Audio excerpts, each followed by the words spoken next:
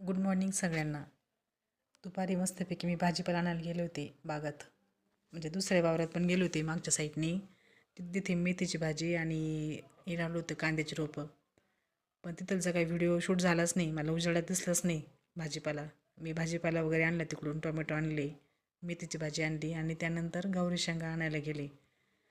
आणि हे पहा मस्त गौरी शेंगा आल्या होत्या. सुकी भाजी म्हणजे देवच्या डब्यासाठी सुकी भाजीची व्यवस्था करूनच ठेवावी लागते मला आदल्या दिवशी. त्यामुळे मस्तपैकी गौरीच्या शेंगा तोडायला गेले दुपारी 11च्या दरम्यान, जेव्हा राम शाळेत गेलेला असतो अंगणवाडीत. हे पहा किती मस्त झाडाला मिरच्या वगैरे आलेल्या आहेत. मिरच्याचे झाडं पण खूप मोठे झालेले आहेत. आणि या गौरीच्या शेंगाचे 7-8 झाडं असतील. म्हणजे आठवड्यातून 3दा तरी ही भाजी होतीच घरी. भरपूर शेंगा लागते त्याला. सुकी भाजी तर खूप छान लागते. मस्तपैकी मिरच्या वगैरे घेऊन आले. हे पहा मिरच्याचे झाडं किती मोठे झालेले आहेत.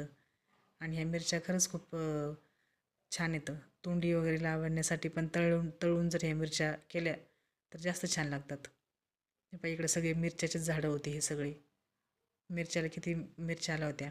आणि हे कारल्याचा वेल होता, त्याला आता कारले यायला सुरुवात झालेली आहे. छानसे कारले येतात त्याला. जास्त करून या सगळ्या बांधावर हेच आहे, मिरच्याचेच रोपे.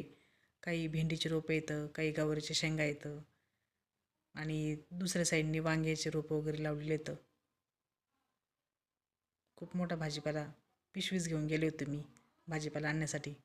वांगे, गवारीच्या शेंगा, भेंडी, मिरच्या सगळं घेऊन आले वावरातून. आणि दुपारी त्यानंतर पुढं गेल्यानंतर मी मेथीची भाजी पण आणली. म्हणजे असं एक ठिकाणी स्पेशल असं नाही, सगळीकडं डाळिंबाच्या झाडामध्ये टोमॅटोची रोपे लावलेले, काही वांग्याची रोपे लावलेले आहेत.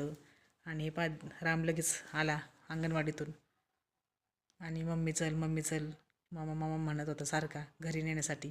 मग तो आल्यानंतर मी घरी गेले.